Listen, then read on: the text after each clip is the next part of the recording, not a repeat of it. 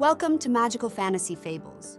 Our storytellers weave tales of brave, fantastic creatures, talking animals, and enchanted realms. This is our new magic story. Enjoy it and have fun. Thanks. The Magical Ice Cream. Once upon a time, in the heart of a verdant forest, Benson Bear lived with his loving parents, Mrs. Bella Bear and Mr. Bruno Bear, in a cozy cave adorned with a cheerful green door. Each day, Benson eagerly awaited visits from his best friends, Tobias Tortoise and Oliver Bunny. Mrs. Bella Bear would always serve them a sweet snack of honey. One sunny afternoon, Benson inquired, "Is there any other snack in this forest besides honey?" Tobias, munching on his honey, replied, "Perhaps, but honey is delightful." Oliver, with a thoughtful nibble, added, "Honey is nice, but I'll ask my mom about other snacks." Overhearing the conversation, Mrs. Bella Bear chimed in, "Indeed, there are other treats. You could visit Mr. Gnome, he might have carrots or know of different snacks." Benson nodded, "Mr. Gnome always offers me carrots. Let's ask him about other snacks." After enjoying their honey, the trio ventured to Mr. Gnome's home, where they found him tending to his vibrant carrot garden. "Hi, kids," he greeted them warmly. "Would you like some carrots?" Oliver declined, "No, thank you, Mr. Gnome. We've just had honey. We're curious if you know of any snacks other than honey or carrots." Mr. Gnome suggested, "You can try nuts and berries." Benson, yearning for something unique, expressed, "We're seeking an extraordinary snack." Mr. Gnome, with a nostalgic glint in his eye, asked, "An extraordinary snack? One that leaves a lasting impression?" "Exactly," exclaimed Benson. Mr. Gnome revealed, "Such a snack exists. It's called magical ice cream, and it's scrumptious." Tobias, eyes gleaming with excitement, inquired, "Where can we find it?" Mr. Gnome explained, "In the fairy's village, Crystal, the ice cream fairy, crafts ice cream so sweet and creamy it's irresistible. She creates it in the first days of spring." Benson asked, "Where is the fairy's village?" Mr. Gnome sighed, "It could be anywhere. That's why I haven't seen Crystal again." Oliver, puzzled, questioned, "Anywhere?" Mr. Gnome elaborated, "Yes, it could be near a creek, by the pond, in the magic garden, the magic kingdom, close to the elf's village, or even in the clouds, anywhere." Tobias sighs, "We may never find Crystal and her ice creams." Benson, filled with determination, declared, "We will find her, but we need a plan. We have all summer to search for the fairy's village, and when school starts, we can enlist our friends' help."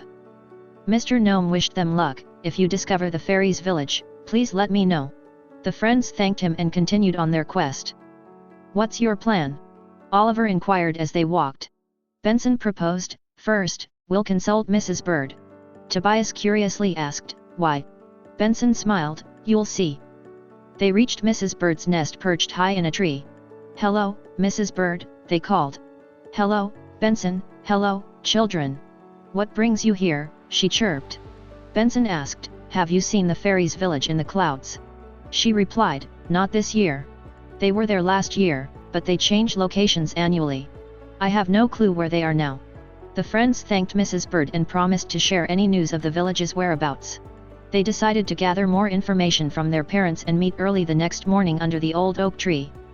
At dawn, under the ancient oak, they exchanged their findings and made the plan. Oliver's mother was unsure of the village's existence, Tobias's mother believed it was somewhere in the forest, and Benson's father recalled old tales from Mr. Old Bear. They agreed to seek Mr. Old Bear's wisdom as the next step of the plan. Mr. Old Bear, relaxing on his porch, welcomed them. "How can I assist you, youngsters?" Benson asked, "Do you know where the fairy's village is?" Mr. Old Bear admitted, "It could be anywhere in the forest. You might stumble upon it by accident." Oliver asked, "Only by accident?" Mr. Old Bear hinted, "Or, you could ask a fairy directly." The children's eyes lit up. "Where can we find a fairy?" Benson asked. Mr. Old Bear advised, "Call out in the forest, and a fairy will appear." The friends thanked him and set off into the woods. As they called for a fairy, they encountered forest creatures in need. Benson helped Ms. Spider untangle her web, Oliver comforted ladybirds crying babies, and Tobias built bridges for ants stranded by a puddle. All this need was not in the plan, but their kindness did not go unnoticed. Suddenly, a fairy appeared before them. "Thank you for your help today," she said gratefully. "I was supposed to assist these little ones, but you've done it for me. How can I return the favor?" Benson asked. "We're looking for the fairy's village to taste ice cream." The fairy revealed, "I am Crystal, the ice cream fairy. There's no ice cream now, but come the first day of spring, I'll have magical ice cream ready for you, your families and friends." They agreed to help the forest creatures, ensuring Crystal had time to prepare the ingredients.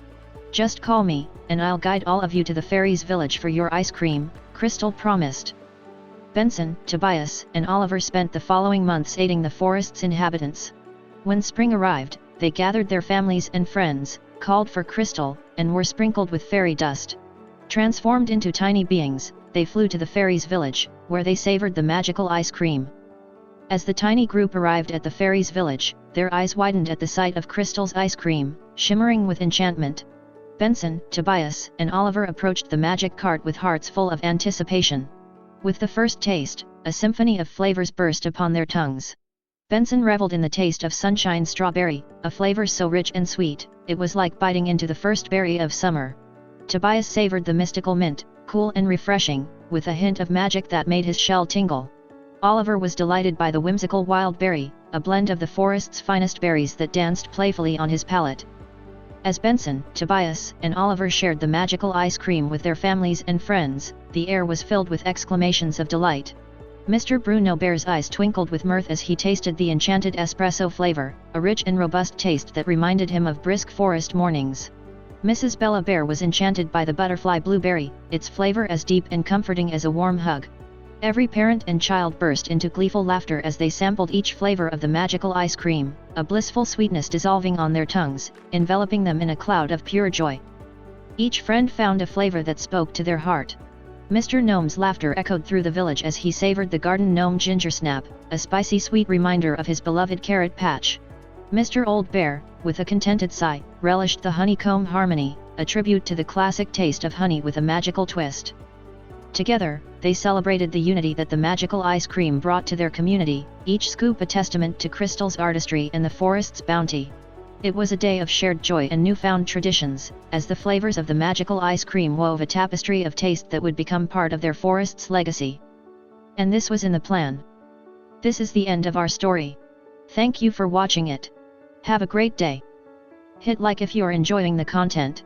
And subscribe for more magical fables.